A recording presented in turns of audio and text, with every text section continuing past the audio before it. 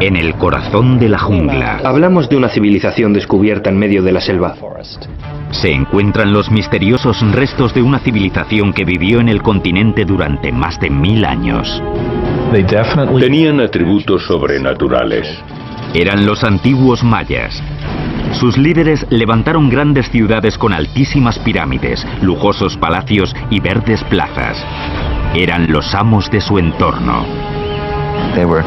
Tuvieron el ingenio suficiente para aprovechar la energía, crearon obras de arte y de ingeniería de una sofisticación sorprendente y consiguieron mantener esa civilización durante 1500 años. Pero tras generaciones de prosperidad e innovación, esta antigua civilización cayó y sus ciudades llenas de vida se convirtieron en pueblos fantasma dominados por la madre naturaleza. Siglos más tarde, las respuestas a los misterios que rodean a este pueblo grandioso y sus reyes divinizados nos cuentan una historia de conquista, ingenio y desastres.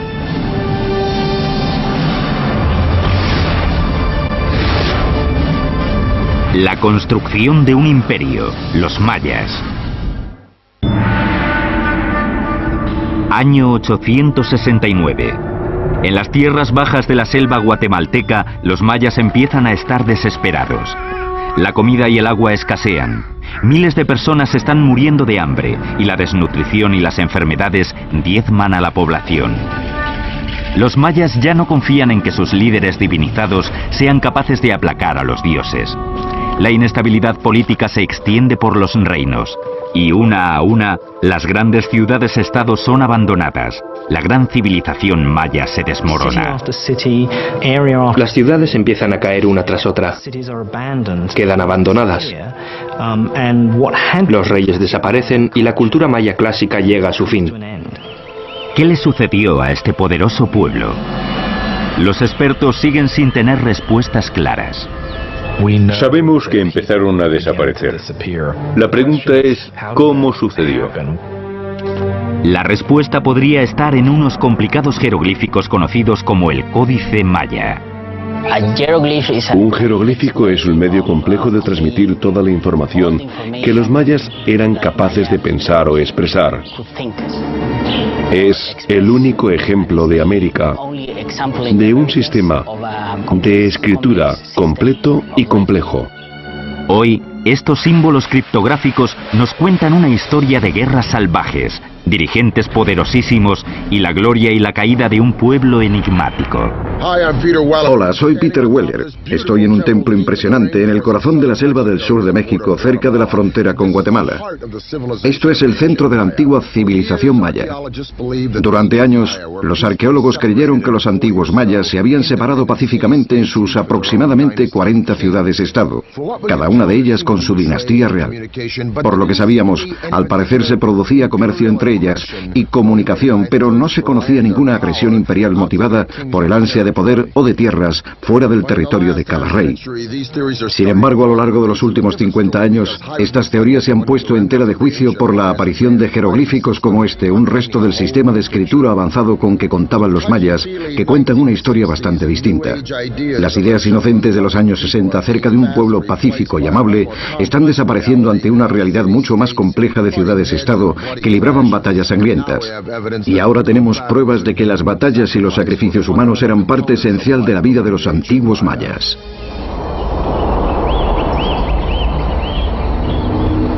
Pero la civilización maya no se convirtió en una compleja red de ciudades-estado de un día para otro.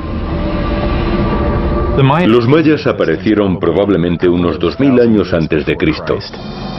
En el año 500 a.C., la población aumentaba y las pequeñas comunidades se estaban convirtiendo en los primeros asentamientos mayas importantes en América Central. En el año 250 a.C. ya existían reinos organizados que dominaban la región, liderados por hombres poderosos. Tenían dirigentes poderosos. Competían entre sí y a veces esto llevaba a la guerra. Para los mayas eran guerras lideradas por sus reyes en nombre de los dioses. Los reyes de los mayas eran gente como nosotros, pero para ellos tenían atributos sobrenaturales. En ocasiones la devoción tenía consecuencias brutales y mortales. La gente tenía una deuda de sangre con los dioses, y no es que no tuviesen en gran estima la vida o la sangre humanas, todo lo contrario. La sangre y la vida humanas eran lo más valioso y lo más sagrado que se podía ofrecer a los dioses para pagar la deuda de sangre adquirida por la creación. El derramamiento de sangre y los sacrificios humanos dominaban la estrategia de los reyes. Elegían a sus aliados y atacaban a sus vecinos siempre pensando en aplacar a sus dioses y seguir siendo autónomos. A diferencia del caso de Roma, los mayas no eran un imperio, eran una serie de reinos rivales. En el siglo III después de Cristo, la civilización maya florecía. Ninguna de las ciudades consiguió dominar a las demás, pero sí había un centro de poder que destacaba. Se llamaba Tikal. Tikal es una de las pocas ciudades que destacaron en el periodo preclásico, antes de Cristo, y que después siguieron siendo fuertes hasta el final del periodo clásico. Es una ciudad que nunca decayó. Pero en el siglo VI, un nuevo poder, la ciudad de Calakmul, amenazó la prosperidad de Tikal.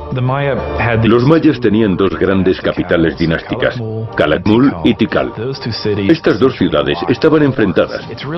Al parecer, fue Calakmul la que empezó a establecer alianzas alrededor de Tikal, básicamente cercando a su enemigo. Fue un líder visionario y ambicioso quien creó un centro de poder militar capaz de derrotar a Calakmul. Se llamaba Yikin Khan Kawil. Construyó una de las estructuras más representativas de los mayas, una pirámide que resistió al paso del tiempo, el Templo del Gran Jaguar. Los monumentos más valiosos eran los que requerían mucho esfuerzo. Una gran pirámide era indicativa de poder, de fuerza, de prestigio.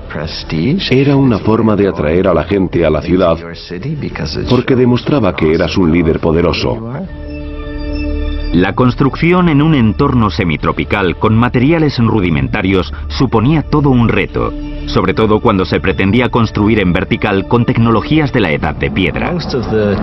Los mayas desconocían casi todas las tecnologías que asociamos con las grandes construcciones de piedra. No tenían bestias de carga. No tenían herramientas de metal. Lo que sí tenían los mayas era un suministro casi ilimitado de piedra caliza maleable y mucha mano de obra. Tu trabajo era una de las cosas que tenías que ofrecer al rey cada año. Se extraían bloques de piedra caliza y se transportaban, se empujaban y se movían a base de fuerza bruta hasta el lugar de la construcción. Utilizaban una cosa que llamamos mecapal.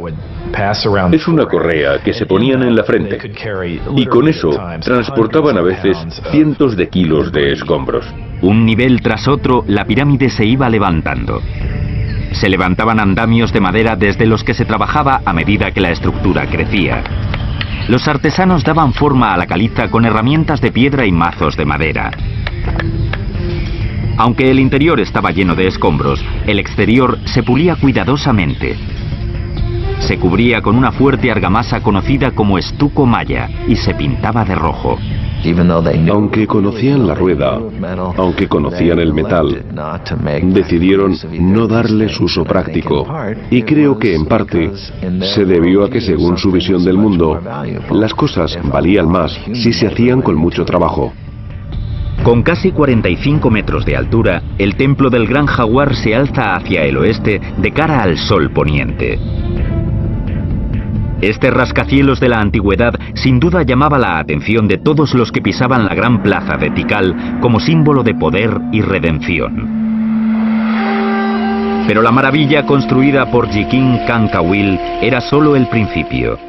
En el año 736, Kawil venció a su rival más importante, Calakmul. Entonces, en los años 743 y 744, atacó y venció a dos importantes aliados de Calakmul que rodeaban Tikal, el Perú al oeste y Naranjo al este.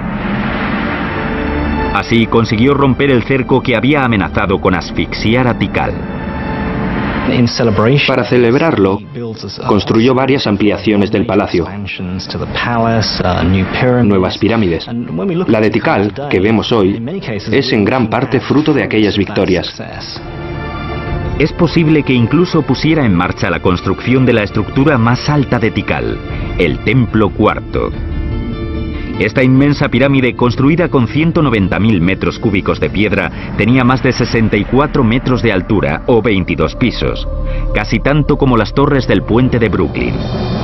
Sobresalía por encima de la bóveda de la selva y permitía tener una visión de 180 grados de la ciudad.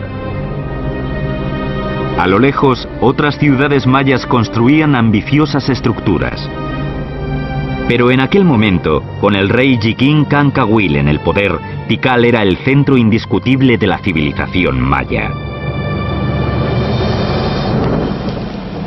Aunque la ciudad no era la única. Lejos de allí, a unos 400 kilómetros al oeste, otra dinastía se dedicaba a levantar una gran acrópolis. Allí, en el siglo VII, surgió un ambicioso rey que convirtió una de las ciudades más húmedas del mundo en la meca de la arquitectura del Nuevo Mundo.